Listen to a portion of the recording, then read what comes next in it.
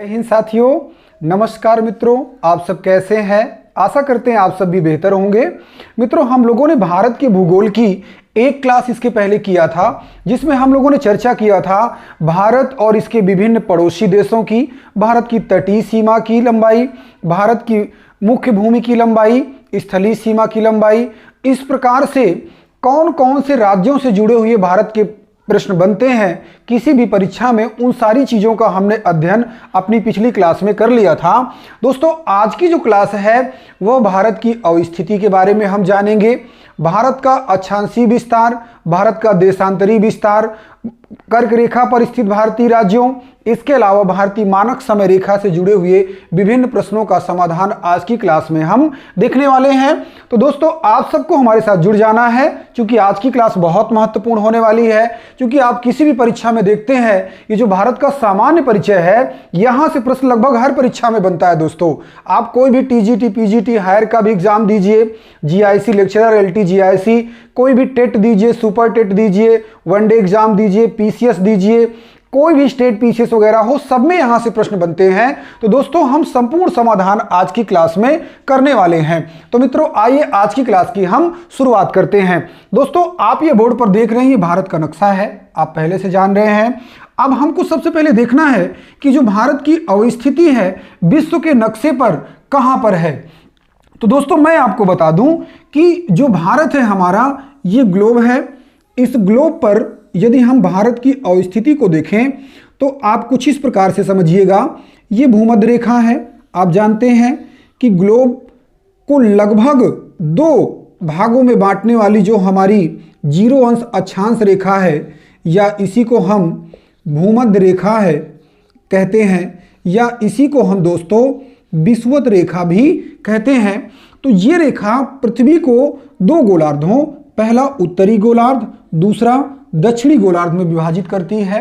ध्यान दीजिएगा, भूमध्य रेखा जिसको हमने 0 अंश अक्षांश रेखा, भूमध्य रेखा या विषुवत रेखा, या इसको हमने इक्वेटर कहा, यह पृथ्वी को लगभग दो बराबर भागों में उत्तरी गोलार्ध और दूसरा दक्षिणी गोलार्ध के रूप में विभाजित करती है।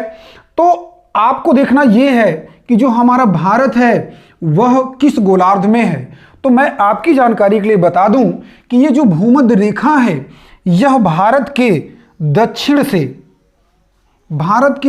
से होकर के गुजरती है। यदि आप विश्व के मैप पर देखिएगा तो जो भूमध्य रेखा है ये भारत के दक्षिण से होकर के गुजरती है, अर्थात जो भारत है वह भूमध्य रेखा के उत्तर में है, अर्थात जो भारत है हमारा वह उत्तरी गोलार्ध में है। दोस्तों, हमारा जो भारत है विश्व के नक्शे पर उसकी स्थिति किस गोलार्ध में हुई? उत्तरी गोलार्ध में हुई। मित्रों, एक रेखा और आपको जानना है। जैसे 0 डिग्री अक्षांश रेखा ने संपूर्ण पृथ्वी को दो गोलार्धों, उत्तरी गोलार्ध और दक्षिणी गोलार्ध के रूप में बांटा, उसी प्रकार से 0 डिग्री देशांतर रेखा, 0 डिग्री देशांतर रेखा जो उत्तर से दक्षिण दिशा में खींची जाती है, दोनों गोलार्धों को मिलाती हुई, या उत्तरी ध्रुव और दक्षिणी ध्रुव को मिलाती हुई जो उत्तर से दक्षिण दिशा में रेखा खींची जाएगी, जो पृथ्वी को लगभग दो भागों में बांटेगी, इसको हम 0 डिग्री देशांतर रेखा बोलते हैं। मित्रों, यह भी पृथ्वी को दो बराबर भागों में बांटती है। एक इस रेखा के पूरब की तरफ का जो भाग है वह कहलाता है पूर्वी गोलार्ध, और जो इस 0 डिग्री देशांतर रेखा के पश्चिम का भाग है यह कहलाता है पश्चिमी गोलार्ध। तो मित्रों, आप लोगों ने दो रेखाएं देखा, एक 0 डिग्री अक्षांश रेखा आपने देखा जो पृथ्वी को दो गोलार्धों, उत्तरी गोलार्ध और दक्षिणी गोलार्ध में विभाजित करती है, और आपने एक दूसरी रेखा देखा 0 डिग्री देशांतर रेखा जो पृथ्वी को दो भागों में विभाजित करती है। इसके पूर्व के भाग को पूर्वी गोलार्ध और पश्चिम के भाग को हम पश्चिमी गोलार्ध कहते हैं। तो मित्रों, जो भारत की स्थिति है वो यहां पर है। आपका जो भारत है वो कुछ इस प्रकार से इस क्षेत्र में आपको देखने को मिलेगा। तो यदि हम अक्षांशीय आधार पर कहें तो हमारा भारत उत्तरी गोलार्ध में स्थित है, और यदि हम देशांतरीय आधार पर कहें तो जो हमारा भारत है वह पूर्वी गोलार्ध में स्थित है, और यदि हम दोनों को मिलाकर के कहें तो हमारा भारत उत्तर पूर्वी गोलार्ध में स्थित है। आप दिशाओं को बड़े अच्छे तरीके से जानते हैं, ये उत्तर है और ये दक्षिण है, ये आपका पूरब है और ये पश्चिम है। तो जो इसके मध्य का ये जो क्षेत्र है ये उत्तर पूर्वी क्षेत्र है, अर्थात जो हमारा भारत है वह उत्तर पूर्वी गोलार्ध में स्थित है। तो मित्रों आपको ये बात जरूर ध्यान रखनी है, कई बार प्रश्न आया है परीक्षाओं में, लोगों ने गलत किया है, लेकिन आपको बिल्कुल भी कंफ्यूज नहीं होना है।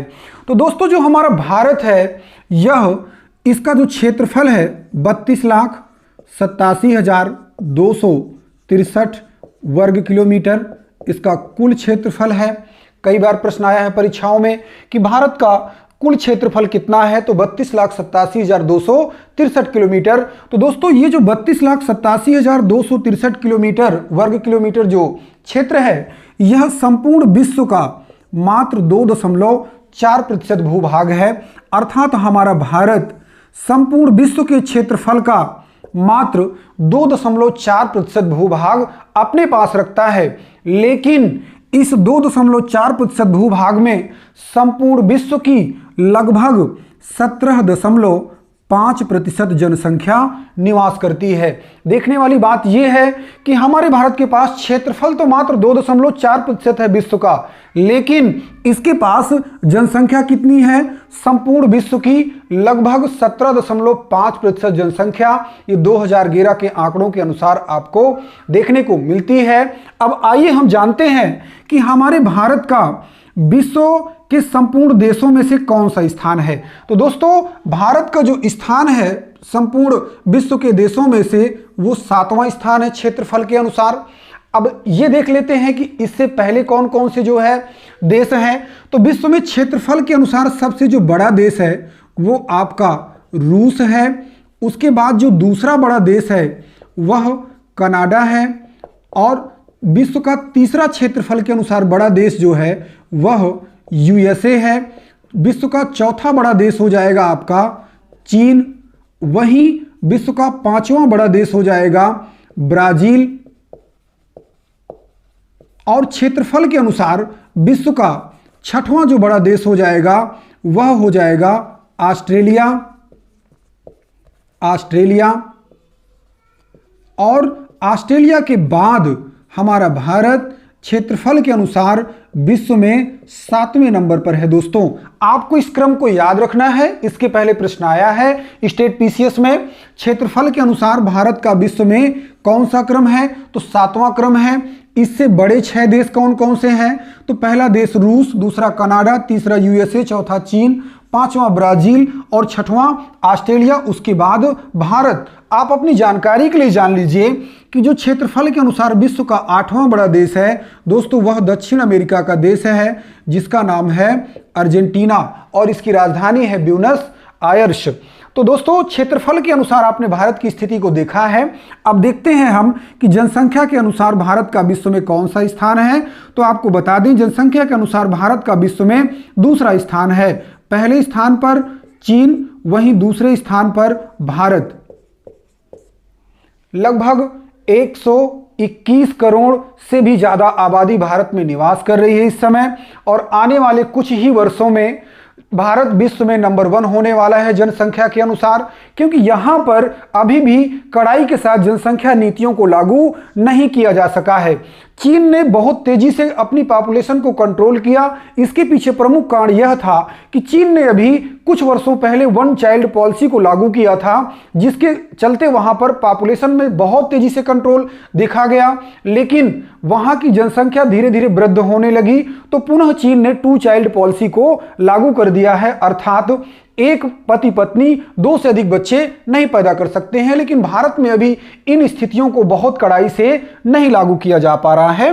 तो आपने इन चीजों को देखा कि विश्व में भारत का स्थान है क्षेत्रफल के अनुसार 7वां, वहीं जनसंख्या के अनुसार भारत का स्थान कौन सा है, दूसरा स्थान है। दोस्तों अब आइए हम देखते हैं कि भारत का अक्षांशीय विस्तार क्या है, क्योंकि कई बार परीक्षाओं में प्रश्न आते हैं कि भारत का अक्षांशीय विस्तार कितना है, और उन स्थानों से जुड़े हुए नामों से भी कई बार प्रश्न बनते हैं। इन सारी चीज़ों को हमें आज की अपनी इस क्लास में देखना है दोस्तों। तो ये जो भारत है, इसकी मुख्य भूमि का जो अक्षांशीय विस्तार है, ध्यान देना है, भारत की मुख्य भूमि का अक्षांशीय विस्तार तमिलनाडु में स्थित कन्याकुमारी, तमिलनाडु में स्थित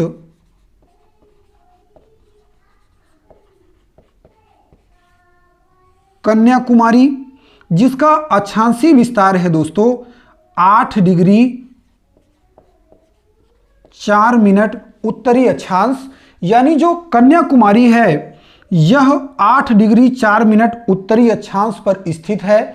यह भारत की मुख्य भूमि का दक्षिणी बिंदु है, और यह कन्याकुमारी या यहीं पर एक स्थान है जिसका नाम है दोस्तों केप केमोरिन।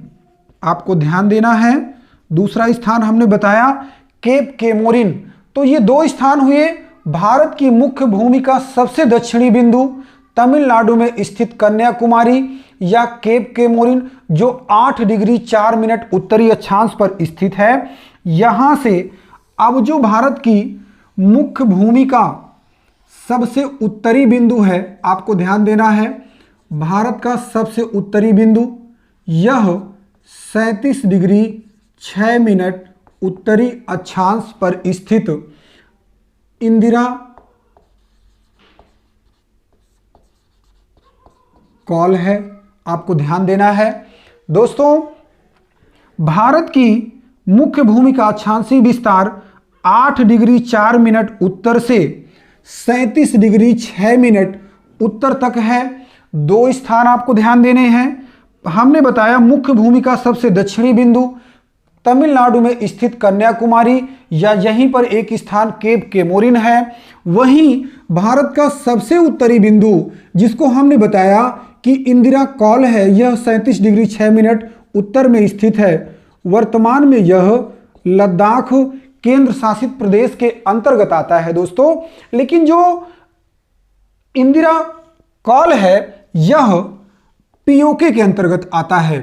एक यहां पर आप एरिया देखेंगे जिसको हम, ये जो क्षेत्र है इसको हम पीओके बोलते हैं, पाक अधिकृत कश्मीर, जिसको पाकिस्तान ने अवैध रूप से कब्जा करके रखा है। इस क्षेत्र में ही भारत का सबसे उत्तरी बिंदु इंदिरा कॉल स्थित है, जो 37 डिग्री 6 मिनट उत्तरी अक्षांश पर स्थित है। तो दोस्तों ये जो पीओके है यह पाकिस्तान द्वारा कब्जा किया गया अवैध रूप से भारत का हिस्सा है। और इधर की तरफ आप देखेंगे तो ये जो एरिया है यह अक्साई चीन है, अक्साई चीन है, जो ये संपूर्ण क्षेत्र भारत का है, लेकिन इस पर कब्जा किसका है? इस पर कब्जा चीन का है। अर्थात चीन ने जब भी भारत से युद्ध किया उस समय इसको चीन ने जीत लिया। तो आपको दो रेखाओं को भी यहां पर ध्यान देना है। जैसे एक रेखा है LAC और एक रेखा है LAC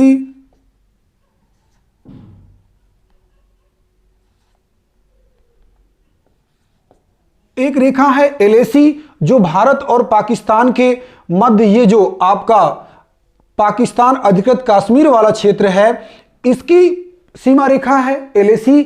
और ये जो है LOC चीन अधिकृत जो क्षेत्र है उसका स्थान है ये LOC, जिसको हम लाइन ऑफ कंट्रोल बोलते हैं और इसको हम बोलते हैं लाइन ऑफ एक्चुअल कंट्रोल। आपको ये ध्यान देना है। तो दोस्तों ये चीजें आपने देखा है। भारत की मुख्य भूमि का अक्षांशीय विस्तार 8 डिग्री 4 मिनट उत्तर से 37 डिग्री 6 मिनट उत्तर तक है।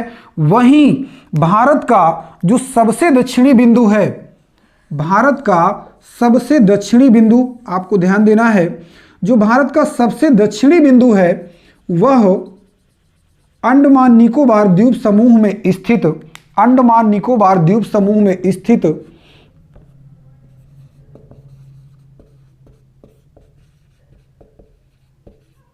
इंदिरा पॉइंट या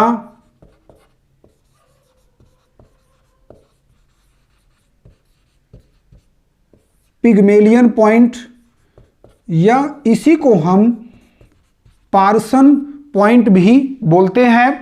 यह जो दोस्तों 6 डिग्री 4 मिनट उत्तरी अक्षांश पर स्थित है। आपको ध्यान देना है, दो तरीके से प्रश्न बनते हैं कि भारत की मुख्य भूमि का सबसे दक्षिणी बिंदु कौन है। तो ध्यान देना है कि ये 8 डिग्री 4 मिनट उत्तर पर स्थित कन्याकुमारी भारत की मुख्य भूमि का सबसे दक्षिणी बिंदु है, जबकि भारत की संपूर्ण भूमि का सबसे दक्षिणी बिंदु या भारत का सबसे दक्षिणी बिंदु यदि प्रश्न बनता है तो यह होगा इंदिरा पॉइंट या पिग्मेलियन पॉइंट या पार्सन पॉइंट, जो अंडमान निकोबार द्वीप समूह के ही एक द्वीप ग्रेट निकोबार द्वीप में स्थित है और इसकी स्थिति क्या है 6 डिग्री 4 मिनट उत्तरी अक्षांश पर। ध्यान दिया होगा आपने, 6 डिग्री 4 मिनट उत्तरी अक्षांश पर स्थित इंदिरा पॉइंट, पिग्मेलियन पॉइंट या पार्सन पॉइंट भारत की संपूर्ण भूमि का सबसे दक्षिणी बिंदु है, जो ग्रेट निकोबार द्वीप में स्थित है। आपने इस चीज को ध्यान दिया होगा। अब इसके बाद हम लोग चर्चा करते हैं कि ये जो भारत की मुख्य भूमि का अक्षांशीय विस्तार है, इसकी कुल लंबाई कितनी है। तो दोस्तों ये 3214 किलोमीटर इसकी लंबाई है।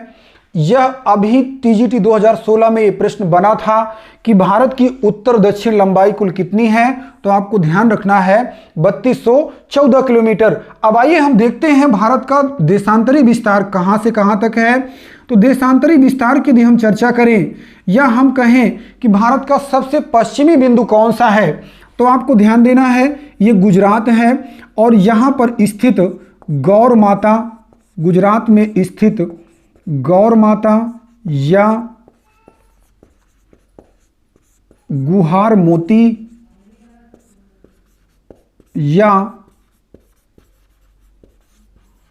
सरक्रीक, 3 नाम हमने बताए, गौर माता, गुहार मोती या सरक्रीक, जो गुजरात में स्थित है। यह भारत का सबसे पश्चिमी बिंदु है। दोस्तों ये जो गौर माता है यह 68 डिग्री 7 मिनट पूर्वी देशांतर पर स्थित है। ध्यान दीजिएगा, गौर माता 68 डिग्री 7 मिनट पूर्वी देशांतर पर स्थित है, जो कि गुजरात में स्थित है। अब यह 68 डिग्री 7 मिनट पूर्वी देशांतर के बाद जब हम भारत के सबसे पूर्वी बिंदु की बात करते हैं, तो ये भारत का सबसे पूर्वी बिंदु अरुणाचल प्रदेश में स्थित है। इसका नाम क्या है दोस्तों? इसका नाम है किबिथु, या इसी को जो है हम बोलते हैं वालांगू। ध्यान दीजिए, इसके 2 नाम हैं, किबिथु या वालांगू, और यह स्थित है 97 डिग्री 25 मिनट पूर्वी देशांतर पर। 2 चीजें हमने आपको बताया, भारत का सबसे पश्चिमी बिंदु गुजरात में स्थित गौर माता, गुहार मोती या सरक्रीक है, जो 68 डिग्री 7 मिनट पूर्वी देशांतर पर स्थित है। वहीं भारत का सबसे पूर्वी बिंदु अरुणाचल प्रदेश में स्थित किबिथु या वालांगू है, जो 97 डिग्री 25 मिनट पूर्वी देशांतर पर स्थित है। अब आपको ध्यान देना है, हमने बताया था कि भारत की उत्तर दक्षिण लंबाई 3214 किलोमीटर है। वहीं भारत की पश्चिम से पूर्व लंबाई देखेंगे आप तो यह 2933 किलोमीटर है। अर्थात आप कह सकते हैं कि जो भारत की उत्तर दक्षिण लंबाई है यह अधिक है और भारत की पूर्व पश्चिम जो लंबाई है वह कम है। आप एक तरीके से देखें तो जो भारत की स्थिति है पूरे मैप की, यह चतुष्कोणीय स्थिति आपको देखने को मिल रही है। तो मित्रों हम ये मान के चलते हैं कि भारत का जो अक्षांशीय विस्तार है, मुख्य भूमि का अक्षांशीय विस्तार, इसके अलावा संपूर्ण भूमि का अक्षांशीय विस्तार, इसके अलावा भारत का देशांतरी विस्तार कहां से कहां तक है और किन किन स्थान पर यह जो है स्थित है और क्या इसका देशांतरी विस्तार है, ये सारी चीजें आपको क्लियर हो चुकी होंगी। अब हम लोग दोस्तों आगे बढ़ते हैं तो हम देखते हैं कि भारत की जो भारत की जो मध्य से कर्क रेखा होकर गुजरती है वह किन किन राज्यों से होकर के गुजरती है। यहां से भी बहुत सारे प्रश्न बनते हैं और बहुत सारे लोग गलत करके आते हैं। क्यों? क्योंकि उनको क्लियर ही नहीं होता है। आइए आज हम इस अपने डाउट को क्लियर करते हैं कि जो भारत का के मध्य से होकर गुजरने वाली कर्क रेखा है यह किन किन राज्यों से होकर के गुजरती है। तो सबसे पहले तो हम जानेंगे कि कर्क रेखा हम कहते किसे हैं। सबसे पहले हम जानेंगे कि कर्क रेखा हम कहते किसे हैं। अभी हमने थोड़ी देर पहले एक ग्लोब बनाया था और उस पे हमने 0 डिग्री अक्षांश रेखा या भूमध्य रेखा को दिखाया था। अब आपको जानना है कर्क रेखा, तो जो 0 डिग्री देशांतर रेखा के उत्तर स्थित 23.5 डिग्री उत्तरी अक्षांश रेखा को हम कर्क रेखा कहते हैं। इसी को हम ट्रॉपिक ऑफ कैंसर बोलते हैं। तो दोस्तों ये जो 23.5 डिग्री उत्तरी अक्षांश की रेखा है या कर्क रेखा है या ट्रॉपिक ऑफ कैंसर है, यह भारत के मध्य से होकर के गुजरती है। यह रेखा कर्क रेखा है जो भारत को लगभग 2 भागों में विभाजित करती है। यह जो कर्क रेखा है यह सबसे पहले तो गुजरात राज्य से गुजरती है, उसके बाद यह राजस्थान से गुजरती है। राजस्थान के जब हम और आगे जाते हैं तो यह मध्य प्रदेश से गुजरती है। मध्य प्रदेश से और आगे जब हम जाते हैं तो यह छत्तीसगढ़ से गुजरती है। छत्तीसगढ़ के और आगे जब हम जाते हैं तो देखते हैं आप झारखंड से भी यह होकर गुजरती है। झारखंड से और आगे जाते हैं तो आप देखेंगे कि यह कर्क रेखा पश्चिम बंगाल से भी होकर गुजरती है। पश्चिम बंगाल के बाद यह उत्तर पूर्वी भारत के 2 स्टेट, जिसमें एक राज्य है त्रिपुरा और दूसरा राज्य है मिजोरम। इन 2 राज्यों से उत्तर पूर्वी भारत के 2 राज्य और बाकी के इधर के 6 राज्य, अर्थात जो कर्क रेखा है यह भारत के कुल 8 राज्यों से होकर गुजरती है।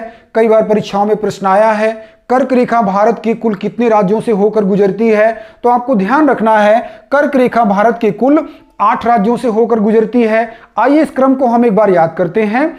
सबसे पश्चिमी राज्य गुजरात, उसके बाद राजस्थान, मध्य प्रदेश, छत्तीसगढ़, झारखंड, पश्चिम बंगाल, त्रिपुरा और मिजोरम, कुल 8 राज्य जहां से कर्क रेखा होकर गुजरती है। इसको बड़ा सिंपल तरीके से भी हम याद कर सकते हैं। आप इन 2 राज्यों को अलग कर दीजिए, बाकी के इधर के 6 राज्य एक क्रम से तुरंत आप इनको दिमाग में बैठा लीजिए।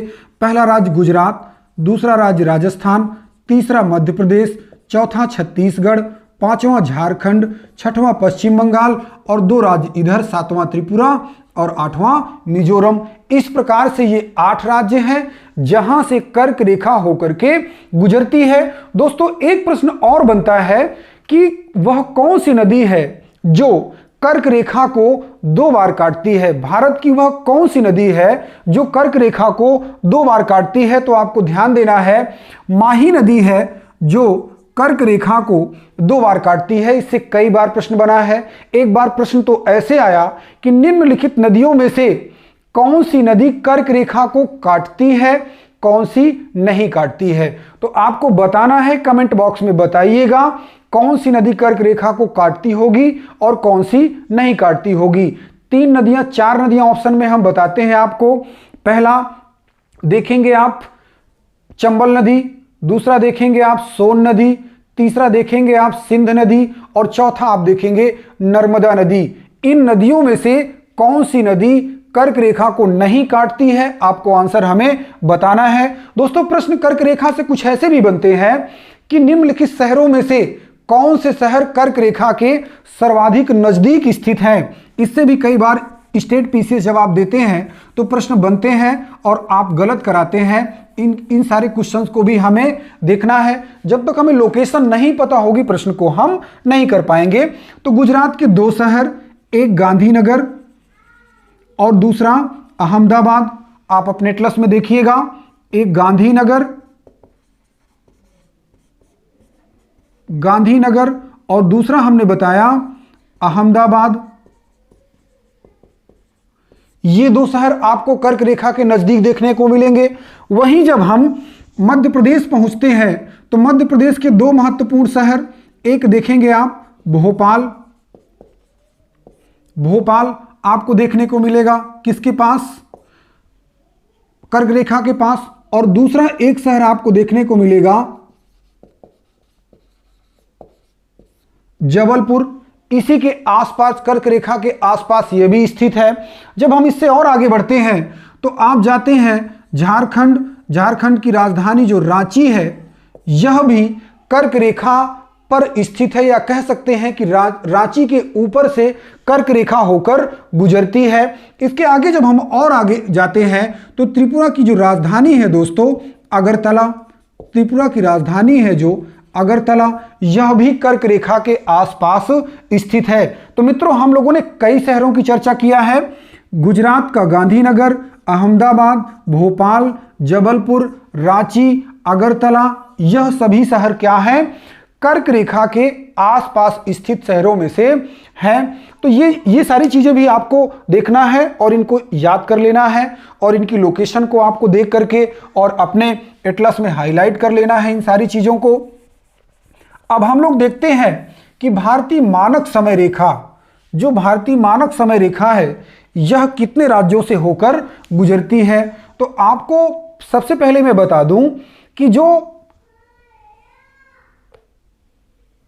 भारतीय मानक समय रेखा है वह इस प्रकार से अपने एटलस में देखिएगा, उत्तर से दक्षिण दिशा में जो 82.5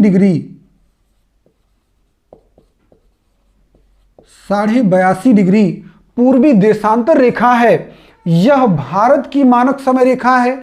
इसको हम IST बोलते हैं, इंडियन स्टैंडर्ड टाइम बोलते हैं। तो ये जो 82.5 डिग्री पूर्वी देशांतर रेखा है, आखिर इसी को ही भारतीय मानक समय रेखा क्यों बनाया गया है। तो अभी थोड़ी देर पहले हमने आपको बताया कि जो भारत का देशांतरी विस्तार है 68 डिग्री 7 मिनट पूरब से 97 डिग्री 25 मिनट पूर्वी देशांतर के मध्य है।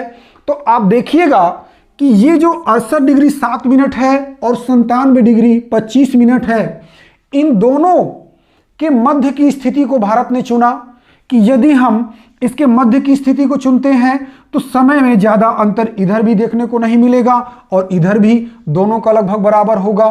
थोड़ी जानकारी के लिए मैं और आपको बता देता हूं कि जो भारत का सबसे पश्चिमी बिंदु है 68 डिग्री 7 मिनट और सबसे पूर्वी बिंदु है 97 डिग्री 25 मिनट, इन दोनों के मध्य लगभग 2 घंटे समय का अंतर आपको देखने को मिलता है। क्यों?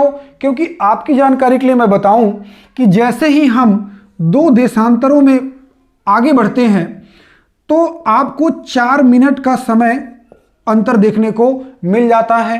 तो चूंकि आपको पता है कि 68 डिग्री 7 मिनट भारत का सबसे पश्चिमी बिंदु है, वहीं 97 डिग्री 25 मिनट भारत का सबसे पूर्वी बिंदु है, तो 2 देशांतरों के बीच में 4 मिनट के समय का अंतर होता है। इस प्रकार से आप देखेंगे कि लगभग 2 घंटे के समय का अंतर भारत के सबसे पश्चिमी बिंदु और भारत के सबसे पूर्वी बिंदु के मध्य देखने को मिलता है।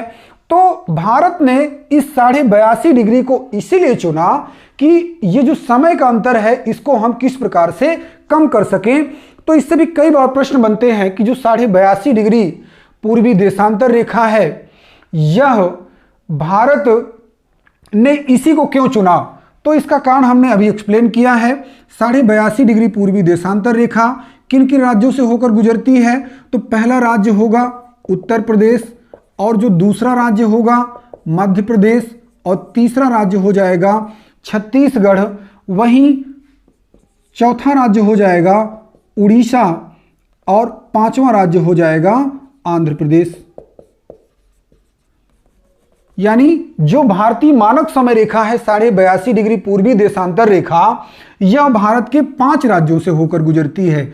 उत्तर प्रदेश, मध्य प्रदेश, छत्तीसगढ़, उड़ीसा और आंध्र प्रदेश। आपको ध्यान देना है, कंफ्यूज बिल्कुल नहीं होना है कि अभी सर 2 जून 2014 को आंध्र प्रदेश से अलग होकर के तेलंगाना बना, तो क्या तेलंगाना से भी भारतीय मानक समय रेखा होकर गुजरती है? ऐसा बिल्कुल नहीं है, कुछ भी कंफ्यूजन नहीं है, ना कोई चेंज है। यही 5 राज्यों से आपकी भारतीय मानक समय रेखा होकर के गुजरती है।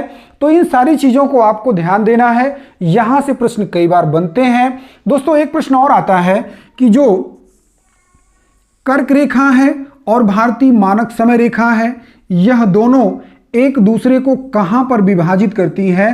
तो आपको यह भी जान लेना है। यह दोनों रेखाएं, कर्क रेखा और भारतीय मानक समय रेखा, ये दोनों रेखाएं छत्तीसगढ़ के